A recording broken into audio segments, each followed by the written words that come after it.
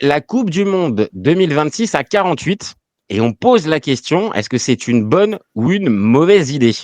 Je vous laisse commencer, je sais pas, Aurel, Paul, qui veut commencer? Bon, bah, écoute, moi, ça peut être très rapide. C'est une bonne idée pour certaines personnes, une mauvaise pour d'autres. C'est une bonne idée pour les petites nations, une mauvaise idée pour les amoureux plus, tu vois, de la qualité. Non, mais après. Carrément. On est sur Ah cette. non, mais parce On est... que en fait, j'ai très peur. De toute façon, on va y venir avec les pays qui sont qualifiés, qui n'étaient pas depuis un moment ou qui n'ont jamais été là. Mais j'ai très peur qu'on vive un premier tour très peu discuté. Laborieux. Avec des. Ouais, voilà, ça va être un peu. Enfin, va falloir. On va dire que les vrais amoureux, les amoureux du foot qui aiment les gros chocs vont devoir être un peu patients, je pense, au début. En tout cas, pour les grosses nations. Et après, voilà, la compète va vraiment débuter, alors j'imagine, sauf catastrophe industrielle, mais pour les grosses nations, ça va débuter vraiment en huitième de finale, quoi. Ça va être une autre compète, un peu comme les championnats du monde, enfin la Coupe du Monde des clubs. Ça va être un peu cette image-là, j'ai l'impression. Ok, donc toi, c'est plutôt la qualité, c'est plutôt la baisse de qualité qui commence qui t'alerte un peu. Après, je demande à voir, mais moi en fait, j'ai un peu l'exemple de l'Euro 2016. C'est le premier, oui, 2016, c'est le premier où ça a augmenté les. Ouais, c'est le premier où il y a les meilleurs troisièmes. On passe à 24. Tu vois, ça a été un peu laborieux pour moi la phase de poule. Alors après, tu as eu des matchs très serrés, très beaux à voir, mais c'était les seconds couteaux en fait. Donc attends, Aurel, toi de ton côté, c'est quoi est-ce que spontanément c'est une bonne ou une mauvaise idée pour toi, Coupe du Monde 2026 à 48? Alors moi déjà, rien que quand on me dit les meilleurs troisièmes se qualifient, pour moi c'est forcément une mauvaise idée. Voilà. T'as toujours pas digéré le Portugal qui a gagné l'Euro 2016, toi, en fait. Ouais, rien que ça. Non, mais toi, en comparaison, moi, je trouve ça débile qu'au rugby, le 4e puisse gagner le championnat, enfin le bouclier de Brennus.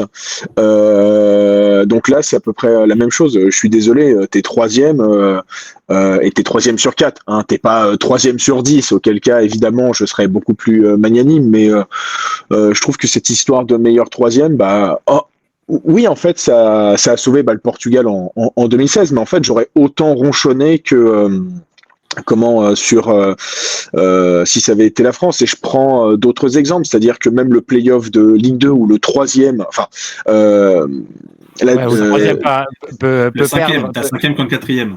Voilà, t'as le 5e contre le 4e, puisque le 3e et après contre le 18e, enfin à l'époque on était à 20, donc maintenant contre le 16e, je trouve ça d'autant plus débile. Après, évidemment, il y a ce côté baisse de la qualité. Évidemment, c'est pas contre les nouveaux pays qui se qualifient. Je peux placer ça quand même, parce que en fait, là, moi, je vous entends avec la qualité, je peux partager une partie de vos craintes. Maintenant, il y a aussi un autre volet de la Coupe du Monde à 48, c'est aussi une ouverture pour plusieurs pays. Et pour certains continents, c'est une vraie révolution. L'Afrique qui double quasiment ses participants, c'est un vrai changement. Et est-ce que ça, pour autant, oui, c'est le point positif. Ah, voilà. Est-ce que ah non, mais ça c'est débile. En effet, t'avais. Non, mais moi. Non, mais après, t'as l'Afrique qui avait 54 membres et 5 places qualificatives. Maintenant, t'es à 9 plus 1. Donc, on va dire 9,5, on verra ce que fait le Congo.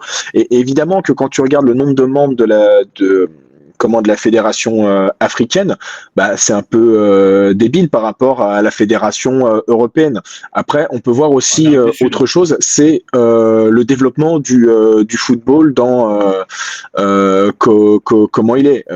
C'est con à dire, mais la Somalie, tu vois, c'est pas aussi développé que les îles Féroé, qui est considérée comme une petite nation en Europe.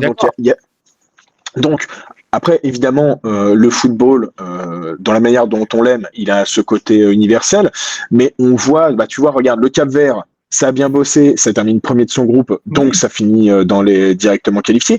Curaçao, ça a dû bien bosser, même si ça a mis Dick Advocat, 74 ans à la tête, mais bon, ça finit premier... Ouais, c'est Dick. Attention à la démonétisation de la chaîne si on le met en anglais. D'ailleurs, au-delà de ça, et donc ça finit dans les premiers. Donc finalement, quand tu bosses bien, on l'a vu avec le Luxembourg, on l'a vu avec les îles Féroé là qui étaient pas non plus loin d'aller choper une qualif. et bah tu finis par réussir. Alors évidemment, ça peut prendre 10 ans parfois. Mais en fait, vas-y Paul, je sens que tu as envie de réagir. Non. Ce qui m'embête, d'un côté, je trouve ça très bien, c'est oui, l'ouverture sur le monde, ça va permettre de voir Haïti. Enfin, jamais on se serait imaginé, je pense qu'il y a 20 ans, de voir Haïti en Coupe du Monde. Même s'ils l'ont déjà fait, mais nous, de notre vécu, enfin, c'était dans les années 70, un truc comme ça. Ah oui, voilà, c'est une autre époque. Mais en fait, moi, ce qui m'embête d'un côté, c'est que tu perds ce côté crème de la crème. En fait, la Coupe du Monde qui est vraiment l'élite, c'est un peu. Est-ce que c'était déjà le cas? Parce que franchement, il faut être honnête. Est-ce que c'était déjà le cas en étant à 32? Parce qu'on entend très souvent, je pense que vous allez être d'accord, le risque d'avoir des matchs qui risquent d'être véritablement déséquilibrés. Et donc peut-être des 6, 7, 8-0 qui peuvent arriver. Ok, mais on est tous d'accord, on les a vus les dernières Coupes du Monde. Il y en a eu des gros cartons, des équipes qui se sont fait corriger et qui se sont pris des valises et ils étaient à 32. Donc est-ce que pour autant, on va dire, ça va être une vraie nouveauté ou est-ce que c'est quelque chose un petit peu qui est lié en fait à un premier tour de Coupe du Monde où oui, il y a des vraies différences entre certaines sélections? Je sais pas, enfin l'avenir dira si je me trompe, mais je pense que tu auras plus de gros scores sur la prochaine que sur les dernières où tu en avais. Bon, il faudra voir les chiffres vraiment. Je pense que sur la dernière Coupe du Monde, tu en as 1 ou 2 par Coupe du Monde, pas plus en phase de poule. Là, tu penses que là, on va en être à 5-6, voire une dizaine? Allemagne-Curaçao, je pense que ça fait mal. Même si c'est pas la plus grande Allemagne. Les Allemands, c'est des méchants, hein, donc ils vont pas s'arrêter à 4. Hein. Donc, d'accord, non, maintenant, attendez. En fait, moi, j'ai réfléchi à ça. Mais après, d'un côté, il y a aussi un truc, c'est que vu que tu as des troisièmes qui sont qualifiés, j'ai peur que certains troisièmes matchs de poule vont être super fous parce que ça va être la bataille.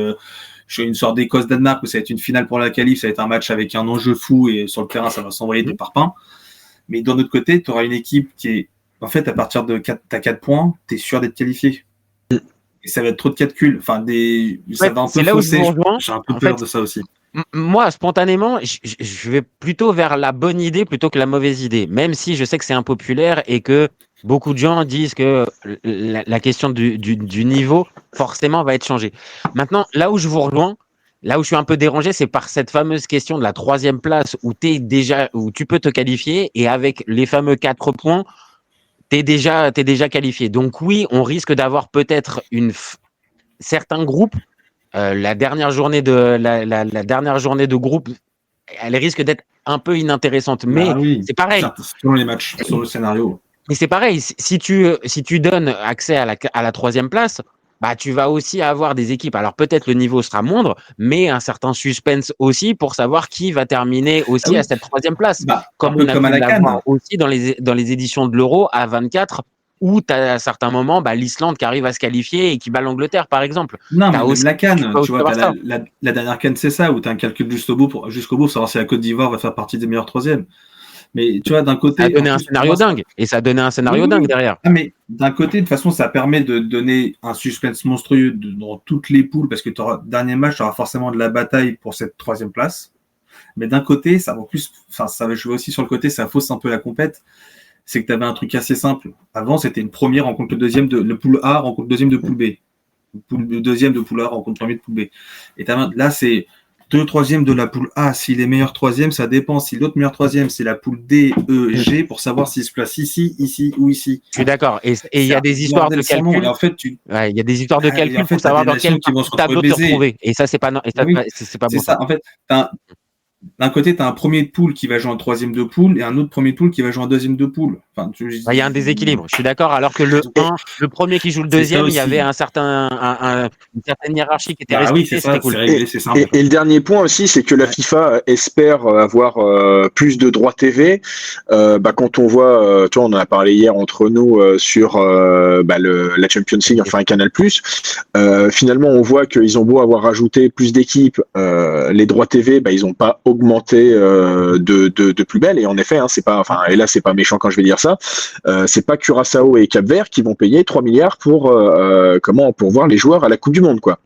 Ils ont peut-être d'autres choses à faire avec ça. Ah non, je suis d'accord. Maintenant, voilà, moi je suis plutôt partant pour la bonne idée, sans être dupe. On est bien d'accord par toute la salade qui est vendue par Gianni Infantino qui nous Oui. raconte qu'en fait c'est pour internationaliser encore plus le foot et rendre le foot accessible à tous. Ok, d'accord, mais c'est surtout Gianni pour t'en mettre plus dans les fouilles. Oui. Alors, je pense qu'on est tous d'accord.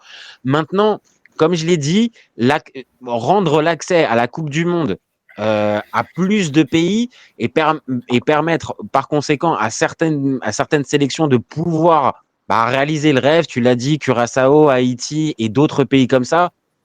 Bon, tu vois ce que je veux dire? Moi, j'ai du mal en fait à spontanément me dire bah non, en fait, il faut Ouais, pas que la crème de la crème. après, l'évolution, c'est le sens de l'histoire. Hein. On a démarré la Coupe du Monde, on était 8. Mais 8, c'était complètement débile. Dans les années 80, c'est 16. Hein. Dans les années 80, il y a des Coupe du Monde 84, 82, 86, c'est 16. Donc, tu vois, on a vraiment augmenté. Il y a un truc qui me gêne aussi, c'est que tu as une phase de qualif avant pour faire ce tri. Pour sortir, pour ce que j'ai dit tout à l'heure, la crème de la crème. Tu vois, si l'Italie ne parvient pas, c'est qu'à un moment, cette période à ce moment-là, c'est que ça ne méritait pas d'y aller. Les Pays-Bas, ils en ont raté une aussi parce qu'ils n'étaient pas dans cette crème à ce moment-là. Et là, en fait, tu donnes une chance de plus. Bon, certaines nations vont réussir à se foirer quand même. On en reparlera après. Mais là, tu donnes une chance de plus à des mecs qui étaient déjà foirés. Tu nous fais une passe décisive sur un... Oui, non, mais moi, en fait, c'est comme l'euro. En fait, l'euro à 16, c'était vraiment, en fait, tu n'avais pas le droit de te foirer. Tu avais un intérêt dès les phases de qualif où tu te foirais, c'était foutu. Et là, je me souviens que l'Euro 2020, la France est dans le fameux groupe de la mort, Allemagne, Portugal, Pays-Bas. Bon, finalement, en fait. Hongrie, non. Hongrie. Oui, parce que tu as le meilleur troisième. Oui, Hongrie. Oui. C'est Hongrie le troisième. Le 4. Non, mais tu vois, on termine par le France-Portugal, là, c'est ça? Allemagne, non, 2-2. Par Portugal, ouais. En gros, 2-2. Les deux ont besoin d'un point pour être premier et deuxième. Enfin, c'est trop. En gros, t'as l'impression de voir un match amical. Donc, d'un côté, moi, je te rejoins, c'est que c'est très bien pour l'ouverture pour le monde. Curaçao, c'est formidable. Haïti, c'est formidable. Le Cap-Vert, mais après le Cap-Vert, ils sont premiers de leur poule, donc ça serait peut-être passé si tu. C'est ça que je veux dire, c'est que ça n'a pas empêché certaines nations de bien bosser. Non, en fait, il y a un mix des deux. C'est-à-dire que c'est bien de récompenser aussi et d'ouvrir un peu plus. Maintenant, tu as raison aussi, Aurel. Il faut aussi récompenser en fait les sélections qui bossent bien. Et si c'est juste parce que tu t'es retrouvé troisième d'un classement, et là, pour le coup, l'Amérique du Sud, il y a une vraie question là-dessus. C'est-à-dire donner 7 places à un continent qui n'a que 10 participants. Oui. J'avoue, il y a un côté un peu too much. Mais j'arrive à comprendre les propos de Gattuso, moi. Oui, mais même moi, il y a aussi un truc en Europe qui me gêne aussi, c'est que tu te retrouves avec potentiellement aujourd'hui la Suède qui finit 4e ou 5e de sa phase de poule, qui peut y aller, la Macédoine du Nord qui finit 3e de sa phase de poule, qui peut y aller. Donc il y a l'Afrique, oui, le Curaçao, oui, mais l'Europe, il y a aussi un souci, c'était des nations qui n'ont rien à faire dans cette possible Coupe du Monde. Et en plus, la Suède, c'est grâce à la Ligue des Nations. Macédoine du Nord aussi, au final. Ouais. Parce que tu vois, un truc qui est faussé. Tu as la poule de la Macédoine, tu as la bataille Macédoine-Pays de Galles pour la deuxième place de cette poule. Le gagnant, en gros, finit deuxième. Mais sauf qu'à Macédoine du Nord, ils sont assurés d'être barragistes parce qu'ils ont un National League. Ça a donné 7-1 pour le Pays de Galles. Ça fait 7-1 pour le Pays de Galles. Alors. Donc c'est là la limite du truc. Et il faudrait peut-être à un moment donné, voilà, là on va terminer ce débat-là, mais il faudrait aussi se poser la question sur la fameuse répartition. Parce que à un endroit, c'était déjà le problème à 32, et même là, à 48, on se rend compte qu'à certains endroits, est-ce que c'est forcément une bonne chose aussi? Parce que si c'est pour se retrouver avec certaines nations européennes, mais qui vont strictement rien faire, comme tu l'as dit, et on le voit, à chaque édition, c'est pareil, des sélections moyennes qui font rien, qui font 1 point ou 2 maximum et qui vont pas plus loin. Donc, est-ce que ça vaut le coup aussi, pareil, de les récompenser elles aussi? Je sais pas. Maintenant. Bon, j'ai compris. Vous restez toujours sur l'histoire de mauvaises idées ou vous êtes un peu plus nuancé? De toute façon, je demande à voir. C'est comme la Coupe du Monde des clubs. On critiquait, on a demandé à voir. Voilà. Bon, et est-ce qu'Aurel, on a réussi un peu à te calmer un petit peu ou t'es toujours... Moi, tant qu'il y a les meilleurs troisièmes, non, je vais pas changer d'avis. Je suis désolé. C'est les 2 premiers qui passent et basta, quoi. C'est moi. Et je le dis, c'est-à-dire que même si la France venait à passer comme ça, en fait, je savourerais moins. Il y a un petit goût, de putain, t'es 3e sur 4 sur ton groupe, quoi. Surtout, je prends l'Euro 2016. Alors, et évidemment, le Portugal va pas cracher sur son euro. Et voilà. Mais quand tu dis que tu n'avais pas réussi à finir devant la Hongrie ou un truc comme ça, enfin, je sais plus, c'était pas non plus des foudres de guerre, ce qui c'était son groupe. Donc, en match nul, je crois. Oui, ils font 3 matchs nuls. Le 3 partout, je crois. C'était 3 partout. Ouais, le dernier match avec c'était encore Gabor Kirali, je crois, dans les buts de la Hongrie et son jogging. Le gardien au jogging. Ah, le vrai. Donc voilà, moi c'est ça. Et le problème c'est que c'est pour dire quoi? Ah finalement on a réfléchi, les meilleurs troisièmes, c'est pas ouf. On ouvre à 64. Bon, à un moment 64, ça fait quasiment un quart des fédérations. J'avoue, oui, mais peut-être.